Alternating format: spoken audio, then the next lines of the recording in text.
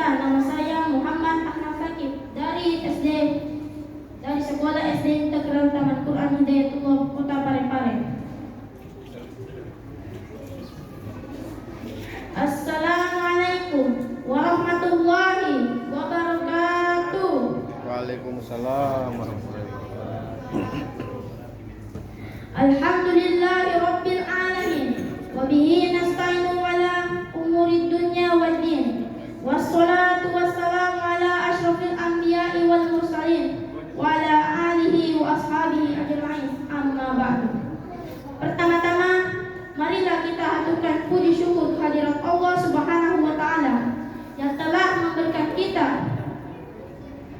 nikmat, sehat dan kesempatan untuk berkumpul di tempat yang insya Allah diberkahi ini. Salawat dan salam tak lupa kita haturkan kepada junjungan kita Nabi Muhammad sallallahu alaihi wasallam. Allahumma shalli ala sayyidina Muhammad. Nabi yang telah membawa kita dari alam kegelapan ke alam yang terang. Bapak Ibu yang saya hormati, teman-teman dan adik-adik sekalian, pada kesempatan yang mulia ini, izinkan saya menyampaikan sedikit ceramah mengenai hal-hal yang dilarang dalam sholat. Dalam sholat, kita perlu menteladani tata cara sholat yang telah diajarkan oleh Rasulullah SAW. Sebagaimana dalam hadis Rasulullah SAW bersabda, "Shollu kama ra'aitumuni usolli." Yang artinya, sholatlah kalian sebagaimana kalian melihat aku sholat. Hadis riwayat Bukhari. Jadi kita sebagai umat Islam perlu mengetahui yang namanya hal-hal yang dilarang dalam sholat. Hal-hal yang dilarang dalam sholat terbagi menjadi dua bagian, yaitu haram dan makruh. Pertama, haram. Menurut Islam, haram adalah segala sesuatu yang dilarang oleh Allah dan Rasulnya, ditandai dengan dalil tegas di mana pelakunya berdosa dan terancam siksa, sementara yang meninggalkannya akan mendapat pahala. Ada beberapa hal-hal yang diharamkan dalam sholat. Pertama, berhadas. Apabila salah seorang dalam sholatnya ia berhadas, maka wajib bagi ia bersuci kembali dan mengulangi sholatnya. Kedua, terkena najis. Apabila seseorang dalam sholatnya lalu ia terkena najis dan najis tersebut mengenai tubuhnya, maka wajib bagi ia bersuci kembali dan mengulangi sholatnya. Atau jika najis tersebut mengenai pakaiannya, maka wajib bagi ia mengganti pakaiannya lalu mengulangi sholatnya. Ketiga, berbicara dengan sengaja. Apabila seseorang dalam sholatnya lalu ia berbicara dengan sengaja hal-hal yang di luar rukun sholat, maka wajib bagi ia mengulangi sholatnya.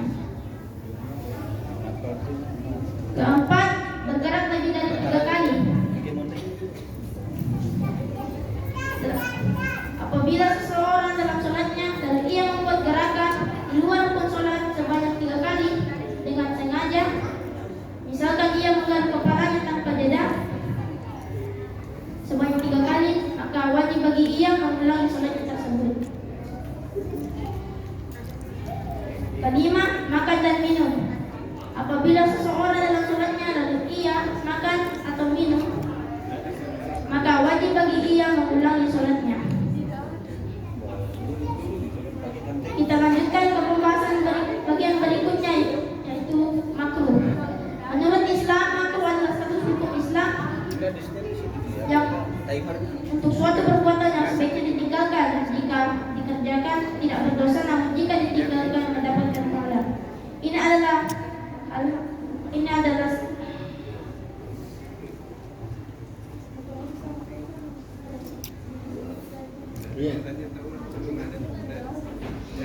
perkara yang telah disepakati oleh syariat, namun tidak mencapai keutamaan haram yang berfungsi menjaga kesempurnaan ibadah dan etika seorang muslim. Dalam sholat juga ada beberapa hal-hal makruh. Pertama, menoleh dan melirik. Apabila seseorang dalam sholatnya lalu ia menolehkan wajahnya atau melirikkan matanya tanpa keperluan, sulit bagi ia, maka lebih baik baginya mengulangi sholatnya tersebut. Kedua, menahan hadas. Apabila seseorang dalam sholatnya lalu ia menahan hadas, maka lebih baik baginya mengeluarkan hadas tersebut, lalu bersuci kembali, lalu mengulangi sholatnya kembali. Ketiga, sholat bagaikan binatang. Apabila seseorang dalam sholatnya lalu ia sujud, lalu lengannya itu menempel ke lantai, maka lebih baik baginya mengulangi sholatnya tersebut. Demikianlah materi yang dapat saya sampaikan. Mudah-mudahan apa yang kita dengar dan pelajari hari ini dapat menambah ketakwaan kita terhadap Allah Subhanahu wa Ta'ala. Jika ada kata-kata yang kurang berkenan atau kesalahan dalam penyampaian, saya memohon maaf yang sebesar-besarnya.